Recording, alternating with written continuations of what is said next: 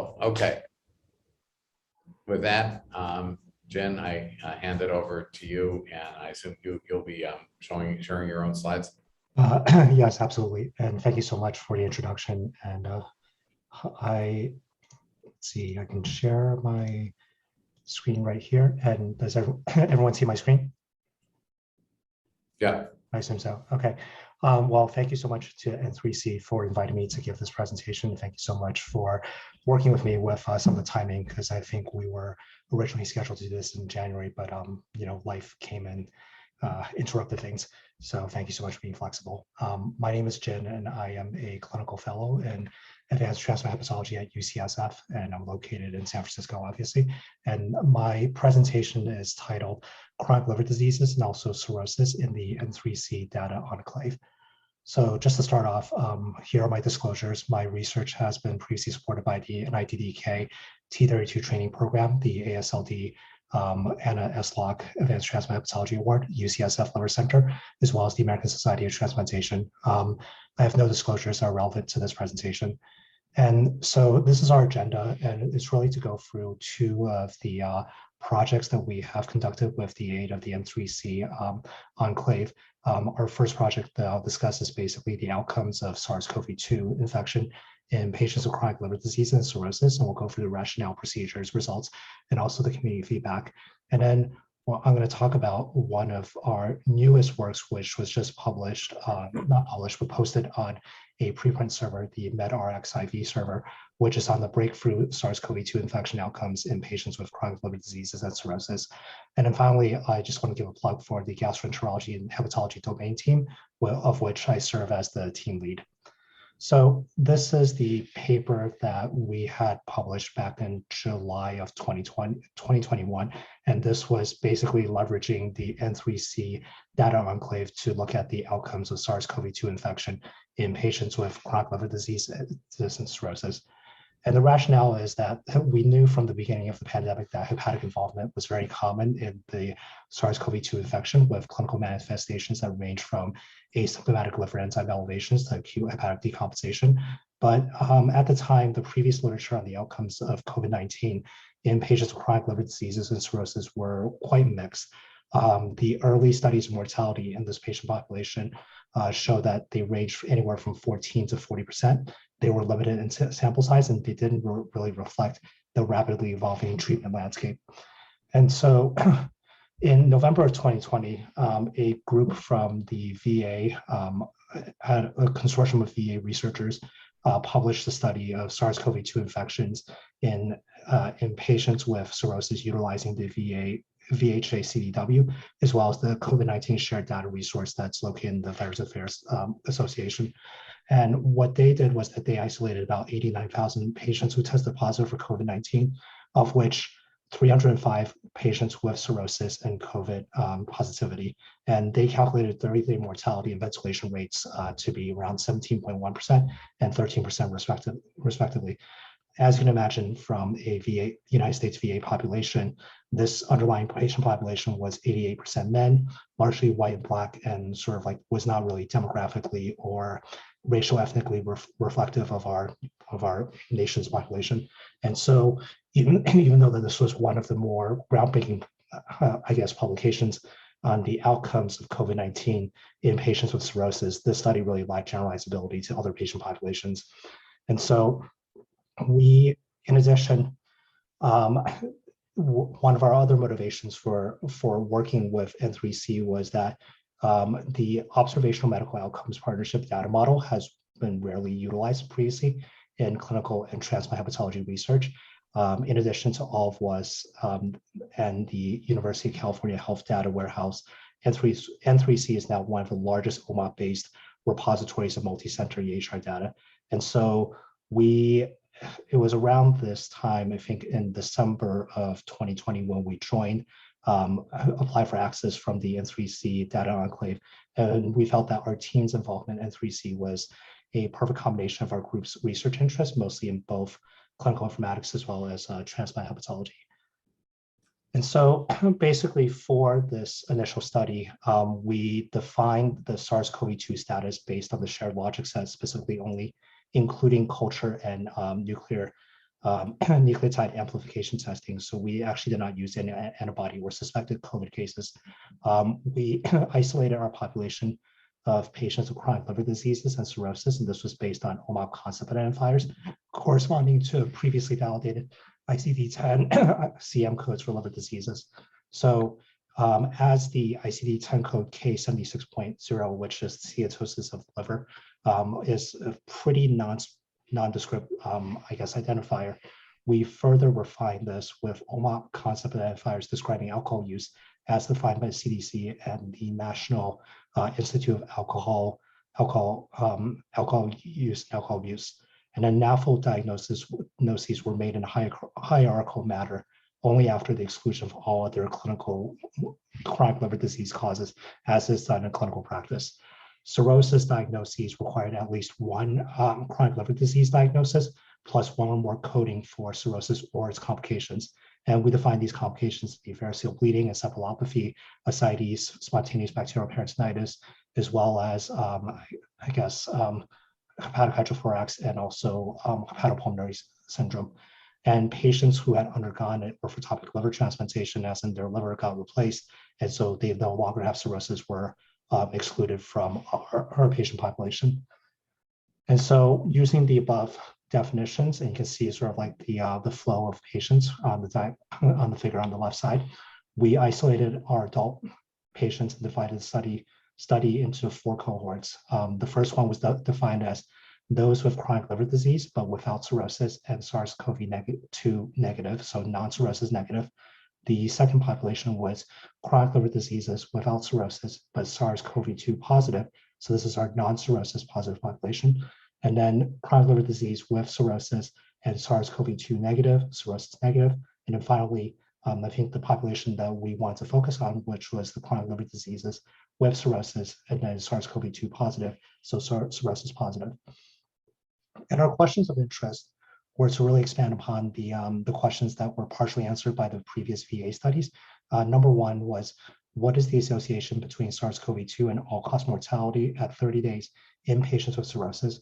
And we did this by using a Cox proportional hazard model, adjusting for age, sex, race, ethnicity, chronic liver disease, etiology, a modified Charleston's index. As you may recall, the Charleston's comorbidity index actually includes mild and severe liver disease. So both of these parameters are already built into our patient population, and also the region of origin. And then we also conducted stratified analyses based on different MELD score categories. MELD is basically a composite score used in hepatology to describe how sick a patient is in their cirrhosis. We also stratified based on the modified Charleston scores, comorbidities, numerical MELD scores, as well as the serum albumin. The second question we want to answer was, what is the association between cirrhosis and all-cause mortality at 30 days in the chronic liver disease patient who tested positive for SARS-CoV-2? And then finally, what are the demographic and clinical factors associated with all-cause mortality at 30 days among the cirrhosis patients who tested positive for SARS-CoV-2? Our outcomes, as you can imagine, the primary outcome was all-cause mortality at 30 days after the index SARS-CoV-2 test date. Our secondary outcomes were hospitalization at 30 and 90 days, mechanical ventilation at 30 and 90 days, as well as all-cause mortality at 90 days. The outcomes were ascertained based on the shared N3C logic. And then to account for potential delays in data reporting and harmonization, we ended up excluding all patients who had a SARS-CoV-2 testing that was less than 90 days from the maximum data date for each site. And this was this adjustment was made in consultation with the publications committee, as we had only utilized level 2 data instead of level 3 data for this analysis. So the results, we took data that was current as of July 1st, 2021. This included data from 57 sites, and we isolated about 221,000 patients with chronic liver diseases, of which the breakdown of between cirrhosis, non-cirrhosis, as well as negative and positive are shown on the slide. And this is the baseline characteristics of the patient population that we identified. I think a notable couple of things is, number one, our patient population was very much gender balanced, so approximately 44 to 54% of our population were women. It's also racially, ethnically diverse, so we had a fair number of patients who are of Hispanic ethnicity. as well as Asian, as well as other unknown. Moreover, I think if you look at the liver disease etiology, this is where some of the issues that were introduced by our methodology was now reflected, in that there is quite a bit of discrepancy between the patients who end up being diagnosed with NAFLD cirrhosis versus just having plain NAFLD, versus and there's a discrepancy in the number of patients that were diagnosed with alcohol-associated liver disease versus alcohol-associated cirrhosis. And we'll talk a little bit about that in some of the caveats later on. This is the 30-day overall survival, and as demonstrated on previous analyses and also redemonstrated in our analyses, that the 30-day death rates progressively increased based on your having a cirrhosis diagnosis as well as testing positive for SARS-CoV-2. And so we found that at 30 days, the mortality rate for patients with cirrhosis who were infected with SARS-CoV-2 was around 9%. We also calculated the cumulative incidence of outcomes. And once again, just redemonstrating some of the data that was shown in the Kaplan-Meier curve. And most notable thing was that at 90 days, the mortality rate for the cirrhosis positive group was up to 13%. And this is the data that we showed in previous slide. And then, this is our third table of this paper, where we looked at what is the additional mortality hazard that comes with SARS-CoV-2 infection. And what we found in our univariate analyses was that SARS-CoV-2 positivity was associated with a 2.37 hazard for death at 30 days. And multivariate analyses, after adjusting for age,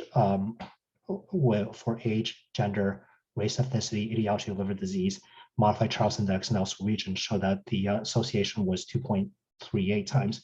So even with adjustment, we knew very quickly that SARS-CoV-2 was associated with much higher mortality risk versus not being infected. We also found that age, other/unknown race, ethnicity, alcohol-associated liver disease, as well as modified Charlson scores were also associated with a higher risk of mortality. We also did stratified analyses of various clinical factors associated with mortality. And I think the most notable thing from the stratified analyses showed that basically your risk, I guess your adjusted hazard of death at 30 days really decreased as your MELD scores increased. And it was a kind of an interesting finding in that, and I think it just reflected how sick a cirrhotic with a MELD score that was about 35 was, even without a SARS-CoV-2 infection or a diagnosis of COVID-19.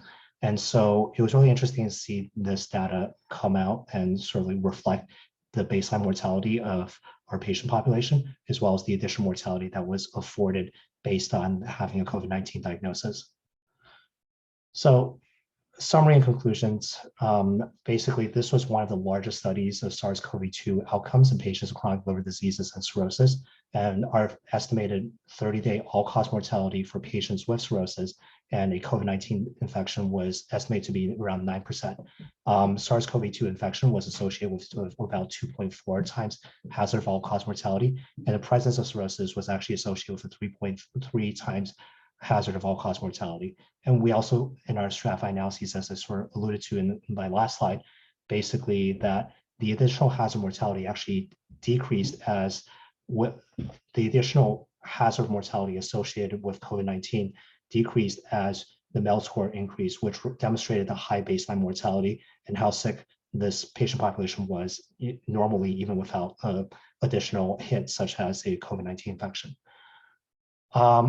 As expected, there were several limitations and challenges in this study. The first is that we were very certain that we introduced a substantial selection bias due to the inclusion criteria.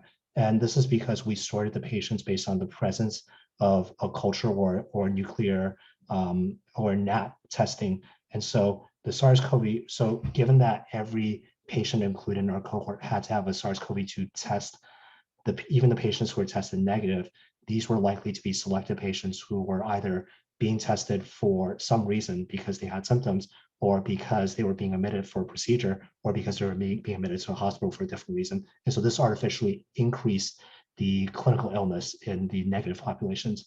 There was definitely oversampling of certain states and populations. So this is the figure on the left is basically a map of the patients that were in our cohort, and there was oversampling of North Carolina, New York, Illinois, and Colorado.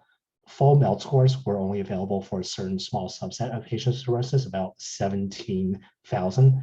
And so we ended up conducting sensitivity analyses for the patients with MELD scores, full MELD scores, and those without. And the results ended up being very similar.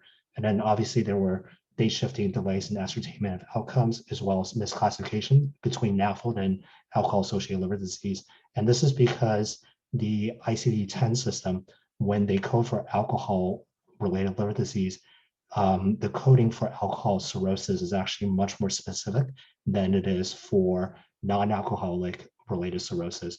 And so therefore, we're more likely to pick up alcohol-related cirrhosis than alcohol liver disease without cirrhosis.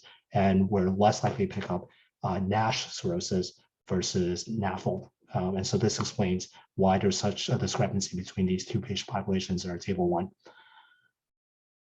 So our paper actually was published in Gastroenterology, and we were able to have two editorials written. We had two editorials written for our paper, and it was pretty impactful, I have to say, because the editorials really highlighted some of the findings that we, more obvious findings and less obvious findings. And so the first editorial was really sort of like reciting or sort of like reinforcing the fact that the combination of cirrhosis and COVID-19 infection was just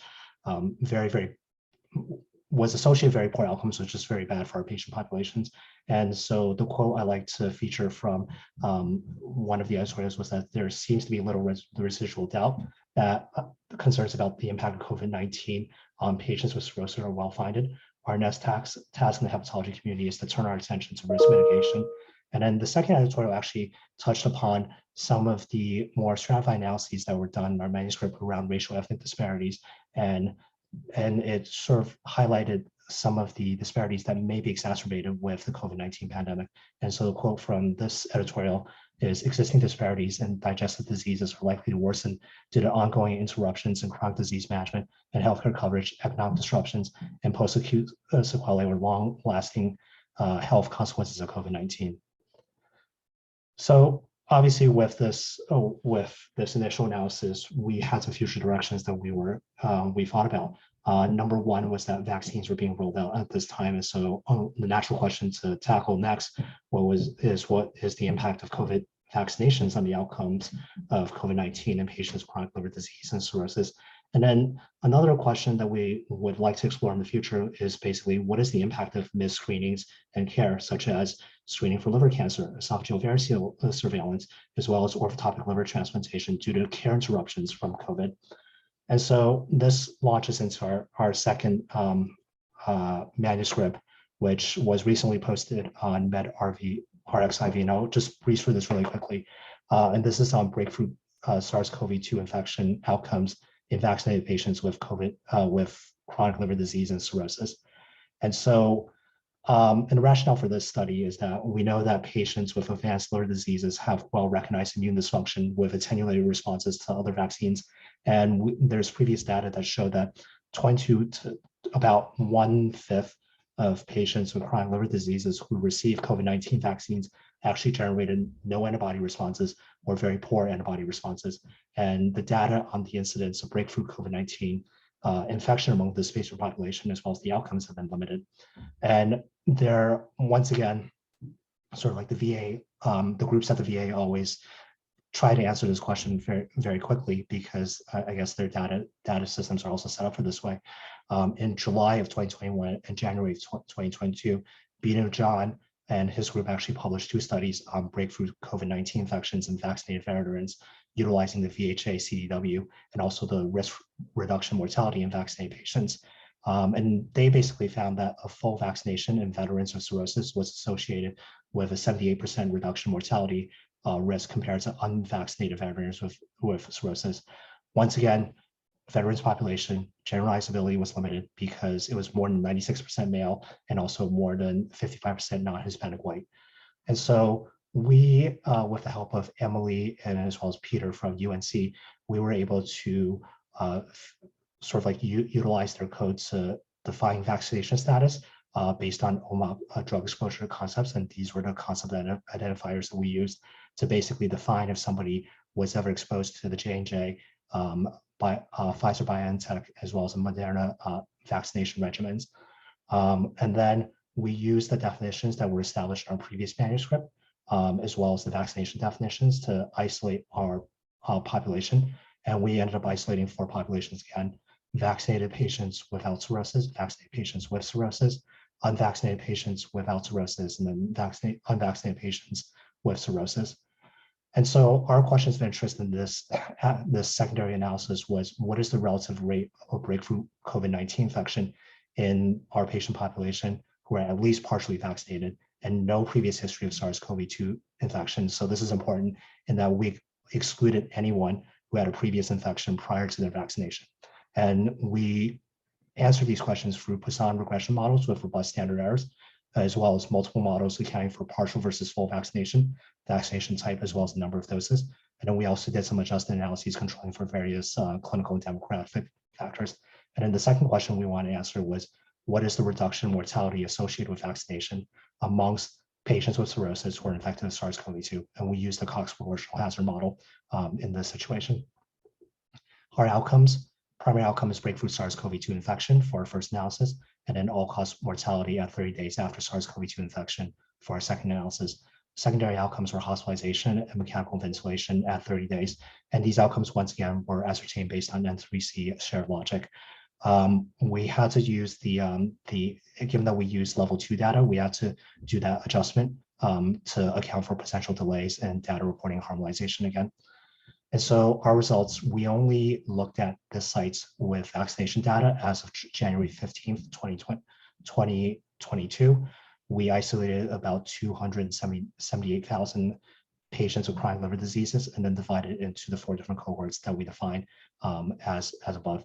I think something that comes out already is that only approximately about 13 or 14,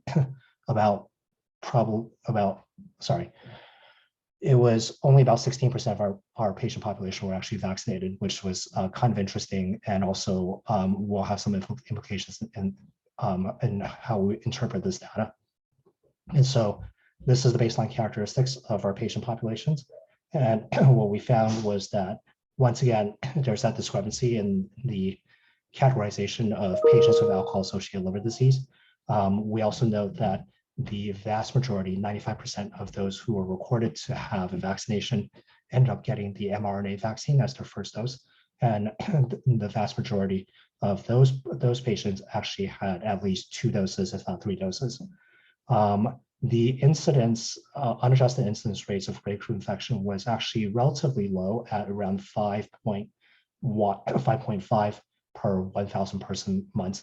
And if we recall that some of the work that was done by the immunocompromised domain team, they had calculated a very similar breakthrough infection rate as well. So one of our fears was that the risk of breakthrough infection was going to be higher in our patient population, and that did not seem to be the case based on the data that we analyzed. And then we calculated adjusted incidence rate ratios for factors associated with breakthrough infection. And a couple of things came out. One is that obviously full vaccination was associated with less breakthrough infections. And number 2, using the Pfizer BioNTech mRNA vaccine as our reference, we actually found less breakthrough with the Moderna vaccine and more breakthrough with the J&J vaccine. And this was something that was observed already, but now finally replicated in our patient population. And then obviously there was a dose-dependent relationship. The more doses you had, the less likely you were going to have a breakthrough infection. So in our outcomes, there was a reduction in the hazard of death or associated with vaccination. So amongst the unvaccinated patients, the combined rates of mechanical ventilation and death was 15.2%. Amongst the vaccinated patients, this was 7.7%. We had to combine these 2 categories in that there weren't enough N's, actually events of death and mechanical ventilation above the 20 threshold that was set by N3C. And so the rates are actually much lower than this, and this is a combined rate. And then based on our univariate analyses, we found that partial vaccination was associated with 0.85 hazard of death, and full vaccination was associated with 0.39 hazard of death. In our multivariate analyses, we found that full vaccination was associated with a 0.34 hazard death at 30 days. So the takeaway is basically that vaccination was very effective in our patient population and reduced mortality by, at least around 67%.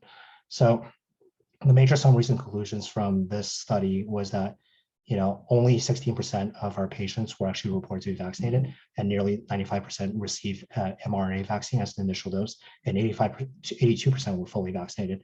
Breakthrough infection was similar for fully vaccinated patients both with and without cirrhosis. The Moderna mRNA vaccine was actually associated with an 18% reduced risk of breakthrough infection compared to the Pfizer-BioNTech vaccine. And there was a strong dose-dependent relationship between a number of vaccine doses, as well as the decreased risk of breakthrough infection. And then full vaccination was associated with a 66% reduction in the hazard of mortality at 30 days. This was a figure that was less than the 78% that was seen in the VA data, but it's still very substantial for our immunocompromised and very sick patient population. Some of the limitations, a lot of the similar limitations from the previous study applies here. Overrepresentation of certain centers, selection bias, and misclassification between non-alcoholic fatty liver disease as well as alcohol-associated liver disease. One of the biggest things, and Emily and Peter actually sort of like warned me on this, is that the vaccination data is likely to be incomplete, and it may not include vaccines that were administered at mass vaccination sites, local pharmacies, and other pop-up venues.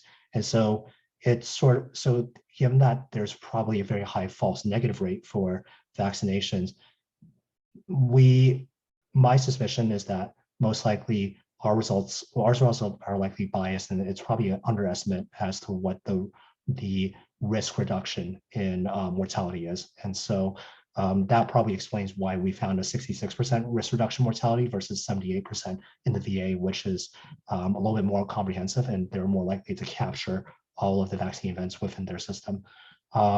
We could not estimate the mortality risk reduction associated with additional doses or boosters because we just had very few number of death events in our population. It was less than 20 in our vaccinated cirrhotics. And so one of the future works that we wanted to look into is basically what is the impact of booster vaccination. And then finally, our use of level 2 data prevented the evaluation of the impact of different SARS-CoV-2 variants, though the data utilized in this analysis likely reflects the impact of the Alpha and Delta variants, as this data was pulled on January 15th, and it was in the middle of the Omicron surge. So here are some acknowledgements. I just want to acknowledge the institution of researchers involved. Obviously, our team from UCSF, Jean Digitale, Mark Fletcher, Jennifer Lai, as well as our N3C consortium collaborators, Jeremy Harper, Chris Chute, Melissa Handel, Emily Paff, and also Peter Lees, as well as the GI and hepatology domain team. And I just want to give a plug for our GI hepatology domain team. We have researchers from all around the country, and we are looking into all aspects of how the COVID-19 pandemic is affecting our patients with liver disease, as well as inflammatory bowel disease, as well as other gastroenterology diseases. And so if you're interested, please feel free to join us. All right, thank you. Great, well, thanks, great talk. So key question that you actually alluded to yourself, that David Cerner is also asking, comment on the level of confidence in having identified an unvaccinated cohort. And then he goes on to say, I just see you've covered the point about the unvaccinated cohort. If some were actually vaccinated, agree that this bias would be expected to result in an underestimate of vaccine efficacy. So do you have any sense just from this of where things might be going in terms of improving coverage of vaccination? Obviously, it's an ongoing challenge to get vaccination data.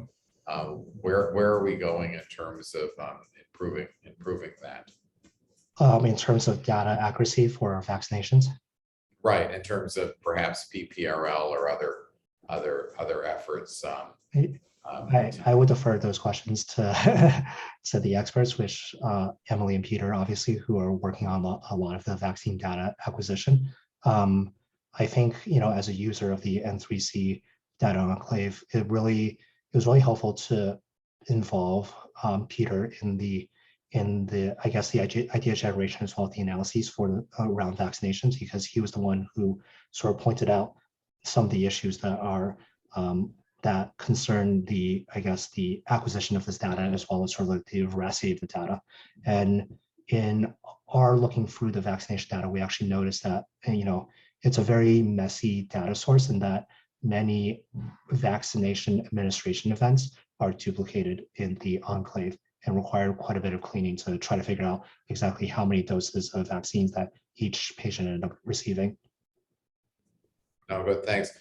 Ken, do you have any sense as to where we are in terms of getting external vaccination data?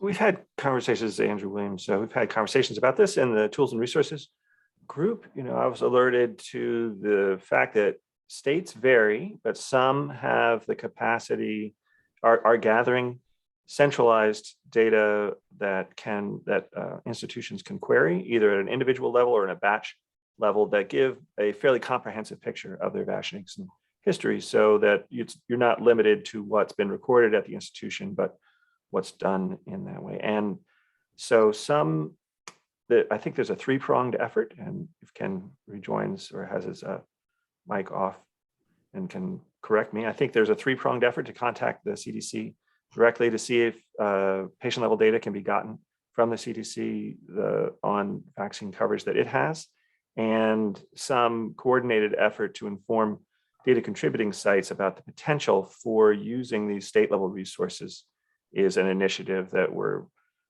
just formulating. It hasn't gotten very far yet, but that's only fairly recently become clear to me that this is an opportunity that we should be leveraging in the N3C community and making sure that sites get. So Sam, go ahead. Yeah, Andrew, I was gonna say, I can add something to this, because we actually, I think many of the folks were aware, they had heard of the previously HHS instance of Foundry during the pandemic that was called Protect, and it's still called Protect, but that was transferred to the CDC. And we actually have an upcoming call with the new point of contact at CDC for that instance where some of that data may reside. So yeah, it's always relatively slow going, but it is a challenge, Joel. But we are excited about the call with the the CDC Protect group, because they have quite a bit of information, and talk about the feasibility between the platforms, since both are essentially Foundry based, to share what's there with one another. That's again very preliminary, but at least we're having the calls, and we know the actual primary contact. So we have a call this week, as a matter of fact. The first one is tomorrow, so we'll see where that goes. But yeah, I think for many of these studies, I think it's the question everyone wants to get. But again, the reality of what we've done across the nation is, in this case, let's just make sure people get vaccinated. So wherever you can get it. The traceability and interoperability was never really considered. It was unfortunately just the nature of it. So on one hand, it was great to do a massive distribution as quickly as we can through as many different sources. That's the good news. The bad news is, collecting this is, the classic United States healthcare problem is there's no centralized source of anything. So we're seeing what we can do on that front. Great. And obviously it does also depend on the state. I mean, I know New York State, yep, because had been a big focus until a day or two ago on checking to make sure people are vaccinated to let people into restaurants and the like. At least in New York City, there was actually a state site. If you want to go to a restaurant, you have to log into the state site with an app and then get your record and all of that. So I know from personal experience, they're not very good at tracking boosters, since they have one and they don't know about mine. But I think at least they're tracking initial vaccinations. But obviously they're 50 states, so it's a sort of a logistical nightmare to get all of that. So great. Are there other questions or comments? was a great talk and really a great compliment to the autoimmune transplant, immune dysfunction transplant. That's really a great data point. Okay, so our next up is Shawn ONeil for PPRL training. So Shawn. Thanks, Joel. Let's see, somebody yell at me if you can't see my screen. I'm gonna go ahead and share here. We have a fair amount to cover, so I might go a little bit fast. Bear with me. The first thing that I want to mention in terms of this is I get the lucky enough to be the messenger here, but I really didn't do any of the work. A lot of, as N3C does, is a really broad team of talented people who worked very hard on this, led by, of course, our own Ken Gersing. And also want to extend some special thanks to a few folks who really took time with me to help me understand the ins and outs of this so that I can relay it onto you, especially Ken, Sarah Rogovan, who is with Datamont, who is the software vendor that does a lot of what I'm going to talk about. And Chris Beasley, who was at Regan Street. If you want to read more about PPRL, then you can check out the page on our main website. And we have some training modules inside of the N3C training portal that covers basically all the information that I'm going to cover here. So there's that. So let's start by talking a little bit about the problem that PPRL, which stands for Privacy Preserving Record Linkage, attempts to solve. The problem is really that there are different sources of data available in the world about the same individual, but we don't know who's who inside of our N3C enclave. So for example, we might have Jane Doe here, who's visited one of our classical clinical data partners and shows up with a symptom.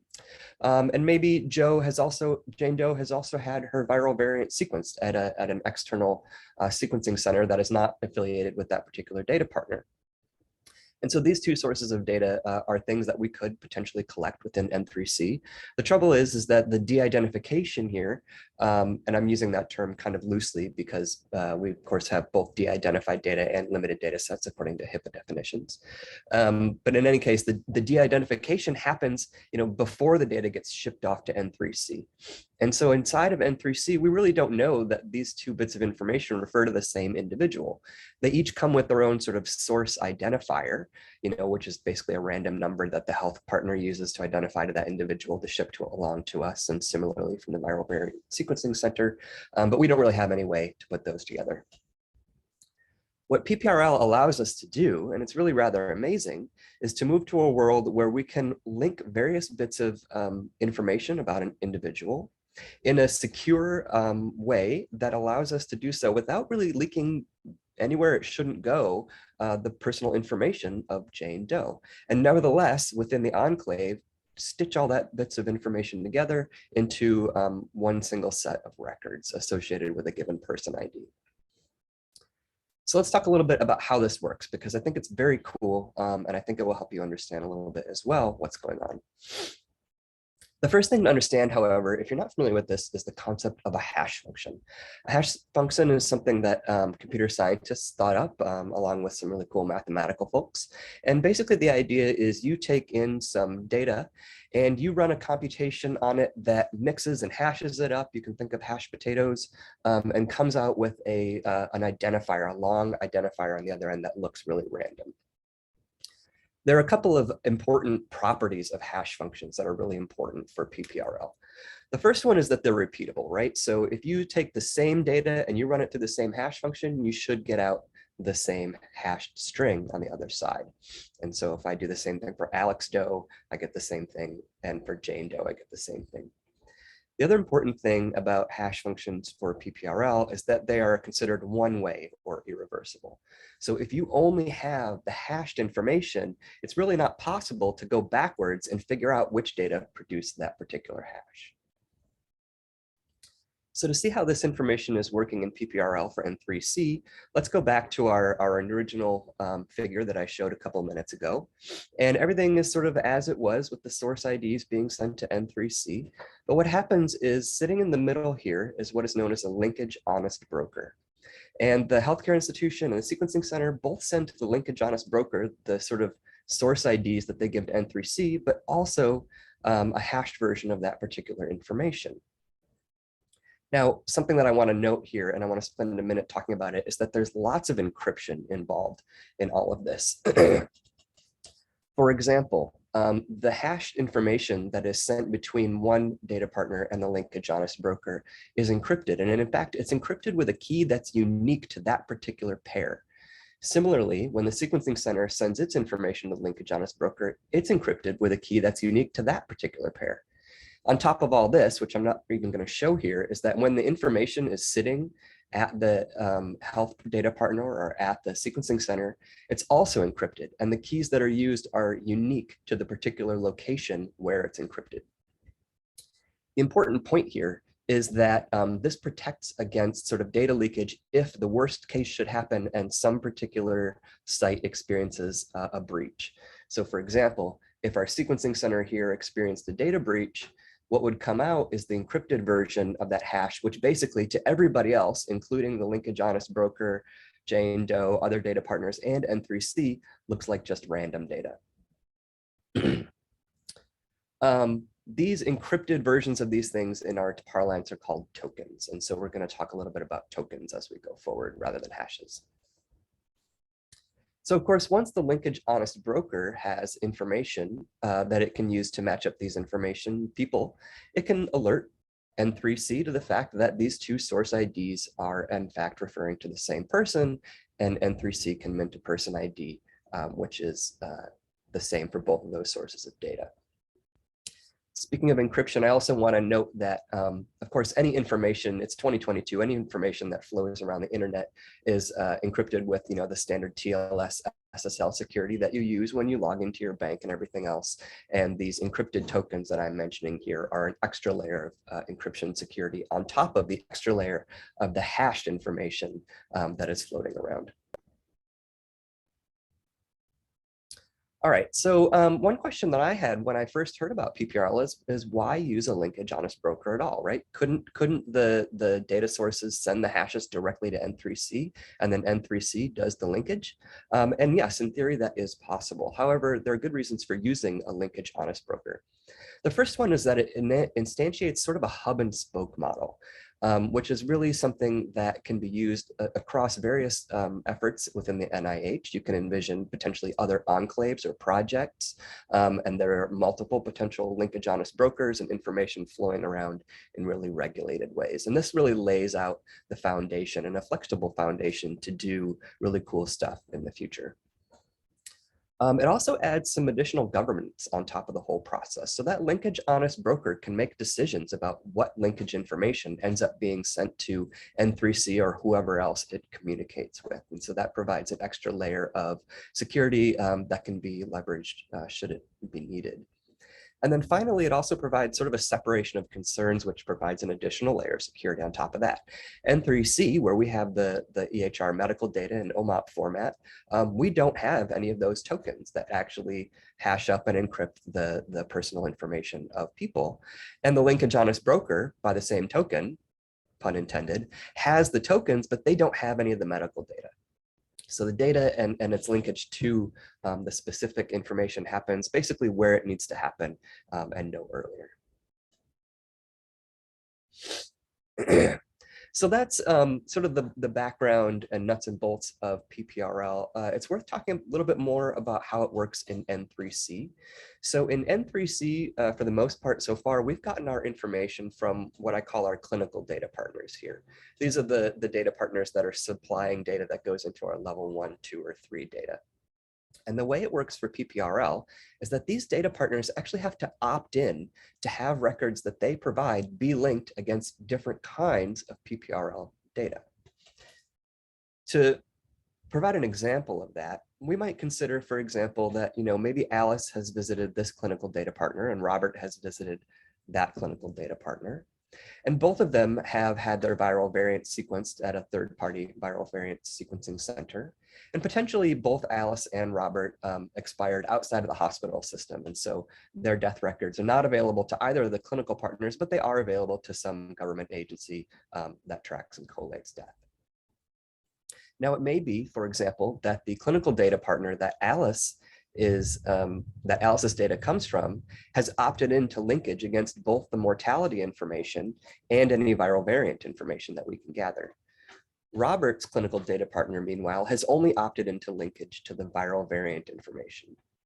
What this means is inside of N3C, for Alice, we will get information from her EHR record, as well as mortality information, as well as the viral variant information.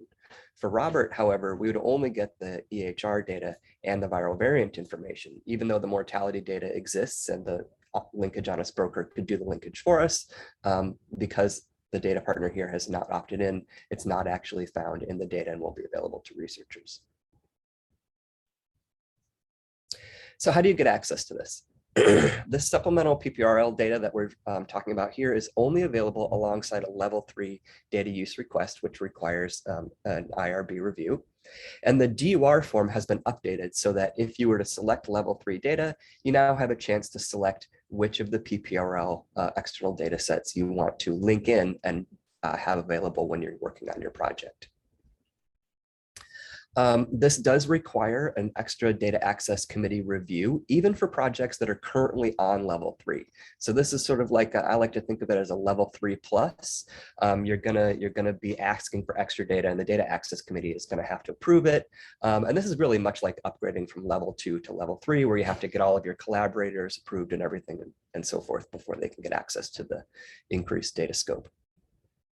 And of course, when you are submitting your data access request, data usage request rather, your DUR, you should justify why you need access to the extra PPRL data that you are selecting in the rationale for DAC review. And you should probably let your IRB know as well that you'll be including this extra data in your study. Once you do get access, you will find it in the data catalog underneath a collection known as PPRL datasets inside the Enclave. So now I'm going to dive a little bit into specifically the mortality data. Mortality data is one of the trickier ones for N3C because, well, for a lot of reasons, people who expire outside of the hospital system don't have their death record recorded in the EHR very frequently, but also because, you know, the source common data models, which are contributing data into N3C for harmonization into OMOP, don't support or include exactly the same information. And mortality is one of those examples where, for example, death data is required for sites that already have their data in OMOP format, but is not required for sites that have their data in ACT or PCORNet. So the mortality data that is included in the PPRL extra bits comes from actually 3 different sources. The first one is government sources, which are based on death certificates and person reporting. There's also a private obituary aggregator known as obituarydata.com, who grabs data from funeral homes, newspapers, and so on and so forth on an ongoing basis. And then there's a third mortality data source, which we just call private obituary. And this is essentially other unnamed private aggregators who prefer to be anonymous in their naming.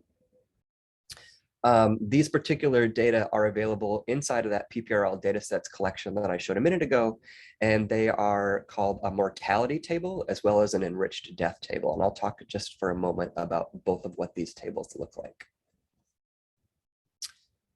So in the mortality table, this is totally fake data, notional, but it does represent some of the things that you might see in the real mortality data when you get access.